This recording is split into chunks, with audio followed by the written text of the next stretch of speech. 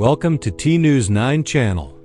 Today, we're diving into Chapter 11 of the 190 IQ Killer, titled The Man Who Predicts Chaos. The crime lab was completely silent, the only sound being the steady hum of the fluorescent lights overhead. Detective Ethan stood motionless, his eyes locked on the evidence table before him. 3 items were arranged in a perfect chilling row: a single white Lego brick, a shard from a smiling porcelain mask, and a photograph. This photo, taken by the killer known only as K, captured the final moments of the victim's life just seconds before a massive billboard came crashing down. The quiet was broken as Ramos walked in, his expression one of concern. "You haven't slept," he observed, his voice low. Ethan didn't even look up. "I don't need sleep," he muttered, his focus unbreakable. "I need a pattern." But the more he stared, the more a disturbing realization settled in. Something was fundamentally wrong with his approach. Each crime scene wasn't just meticulously planned, it was predictive. K wasn't just orchestrating events. He was anticipating the exact human reaction to every single detail. Ethan's voice dropped to a near whisper, a mix of awe and dread. "He's predicting people like physics." Ramos frowned, clearly confused. "What does that even mean?" Instead of answering directly, Ethan picked up the photograph. "Look at this," he urged. The victim looked to his left just before the collapse. Why? Because K made a small, insignificant sound behind the victim, drawing his attention. It was just enough to make him turn his head, just enough to position him perfectly in the kill zone. Ramos's eyes widened as the implication sank in. "You're telling me K predicts human instinct?" Ethan finally looked up from the evidence, his gaze meeting Ramos's. "No," he said, his voice firm. "He manipulates it." He turned his head, looking through the glass wall of the lab into the dark, empty hallway beyond. And for the first time since this case began, Ethan felt a rare and unsettling emotion. He wasn't just hunting a man. He was hunting a living, breathing equation hidden behind a smiling mask. Chapter 12 of the 190 IQ Killer, titled K's Visit. Ethan trudged home, the fatigue of the day weighing down his legs like lead. He pushed open the door to his apartment and was immediately swallowed by a deep, unsettling darkness. The feeling was heavier than usual, suffocating. His hand fumbled for the light switch, a surge of anxious energy rising beneath his skin. He flicked it on, and the sudden light made him squint. Then he saw it. Perched on his pristine kitchen counter, a single, small, white Lego brick. A cold dread washed over Ethan. He froze, his eyes darting around the room. The windows were all securely locked. The deadbolt on the door was still engaged. There were no signs of forced entry. The horrifying realization hit him with the force of a physical blow. K had been here, in his sanctuary. The thought was suffocating. K had been inside his home, probably while he was sleeping. K knew his routines, his habits, the blind spots in his security and his life. He wasn't just a killer. He was a ghost, able to move through the world unseen. He had watched Ethan at his most vulnerable. The Lego brick wasn't just a message. It was a violation, a chilling demonstration of power.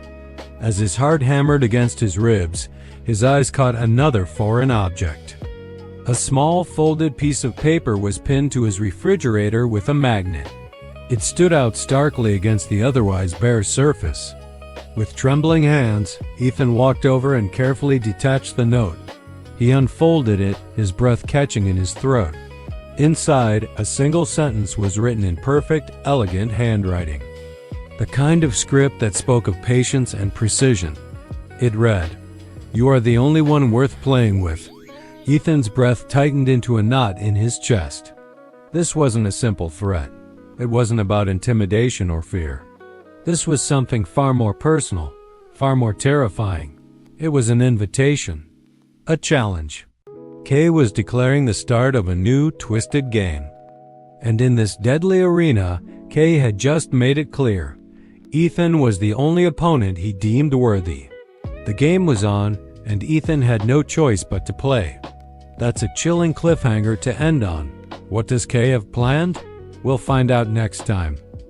Chapter 13 of the 190 IQ Killer, titled The Lesson in the Train Yard.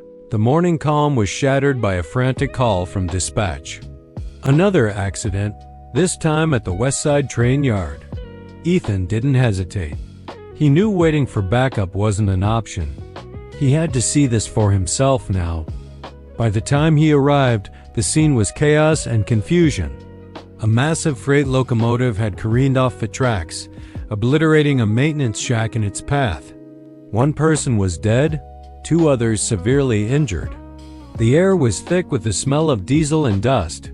The responding officers were already leaning towards a simple explanation: mechanical failure. It was the easiest answer, the one that required the least amount of thinking. But for Ethan, nothing about this felt simple. He surveyed the scene, a cold knot tightening in his stomach. He examined the tracks pristine, undamaged. He checked the initial reports on the brakes, no signs of malfunction. Something was fundamentally wrong with the official story. While others saw a tragic accident, Ethan saw a message. He began his own investigation, walking the perimeter of the derailed engine. He ran his fingers along the cold steel floor of the undercarriage, searching for the anomaly he knew had to be there. And then he found it. Tucked away, almost invisible, was a small, greasy steel wedge. It was precisely shaped, expertly crafted. It wasn't just a random piece of debris. This tiny wedge alone wasn't powerful enough to derail a multi-ton locomotive, but Ethan understood its purpose immediately.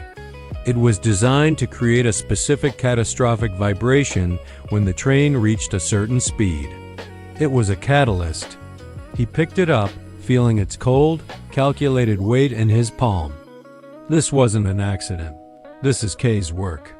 Just then, Ramos arrived, breathless from running. "What's the verdict, Ethan? What are we looking at?" he asked, his eyes scanning the wreckage. Ethan slowly stood up, his gaze fixed on the twisted metal and flashing emergency lights. He held up the small steel wedge for Ramos to see. "He's escalating," Ethan said, his voice grim. "Escalating? To what?" Ramos asked, the question hanging in the heavy air. Ethan turned, looking back at the carnage, the human cost of this elaborate game. A chilling realization washed over him. This wasn't just about causing chaos anymore. This was personal. He finally answered, "To teaching me." Chapter 14, titled The Circle of White Masks. 2 days have passed since our last encounter, and a mysterious tip from an anonymous number has just guided our determined detective, Ethan, to an old, abandoned amusement warehouse. He creeps inside, every sense on high alert, his gun raised and ready. The air is thick with tension, and the only sound breaking the dead silence is the faint, ghostly echo of a carousel melody drifting through the darkness. Suddenly, the entire warehouse is flooded with harsh, bright light. Ethan freezes in place, his eyes struggling to adjust. Before him stands a chilling sight. 12 mannequins, arranged in a perfect, unnerving circle, and on each of their faces is a copy of Kay's signature smiling mask. Their lifeless hands are bound with strings, all connected to a complex system of pulleys on the high ceiling above. Ethan takes a cautious step forward, trying to make sense of the bizarre scene, but as his foot lands, a sharp click echoes through the vast space.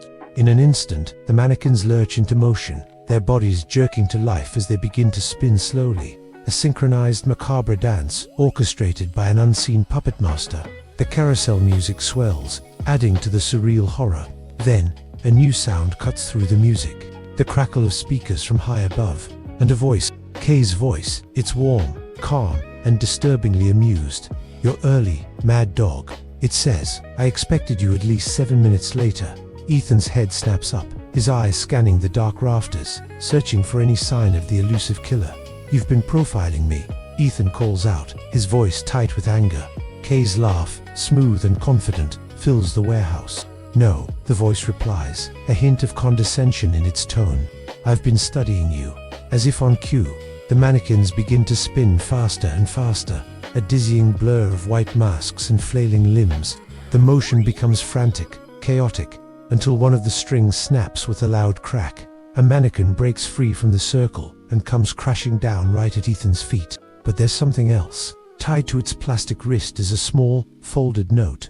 Ethan's heart pounds as he reads the chilling message. Tomorrow, one of these masks will belong to someone you know. Before he can even process the horrifying threat, the lights cut out, plunging him back into absolute darkness. And in that same instant, the carousel music stops, leaving Ethan alone in the suffocating silence, the killer's promise echoing in his mind. Chapter 15, The Warning.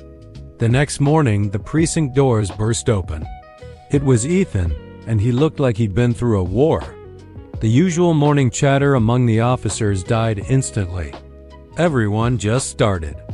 Ramos, his partner, was the first to move, walking over with a concerned look. "You look like hell," he said, his voice quiet. Ethan didn't even seem to hear him.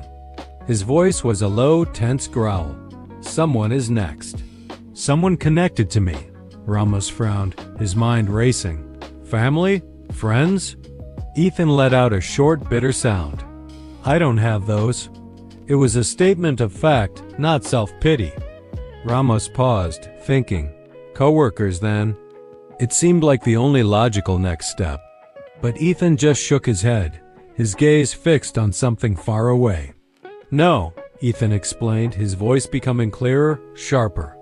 Kay wouldn't choose someone so obvious. He'd choose someone whose death hurts more than a friend. Someone symbolic. Someone who matters to the investigation itself. The pieces started clicking into place for Ramos. His eyes widened slowly as the horrifying realization dawned on him. "You mean?" Ethan gave a single, sharp nod, confirming his partner's worst fears. "The medical examiner, Dr. Liana Cross." Of course. It made perfect, terrifying sense. Dr. Cross was the only person with the expertise to trace the unique chemical residues Kay left behind. She was the one who could scientifically validate Ethan's wild, brilliant theories and give them the weight they needed. To the killer, she wasn't just a person. She was a critical piece of the puzzle. Removing her from the board would isolate Ethan completely, leaving him alone with his theories and no one to back them up. Without another word, Ethan grabbed his coat. "We have 1 day," he stated, the urgency thick in his voice. "Maybe less." Ramos grabbed his arm, stopping him. "Then what do we do?" Ethan stared straight ahead, his eyes like points of steel. "We get to her before he does," but it was a race they might have already lost. Somewhere far away, across the city, a pair of eyes was already fixed on Dr. Liana Cross. Through a window, a silent observer watched her every move. The killer's mask was smiling. The game was shifting. It was time for Act 2. The board is set, and the pieces are in motion. Who will win this deadly game?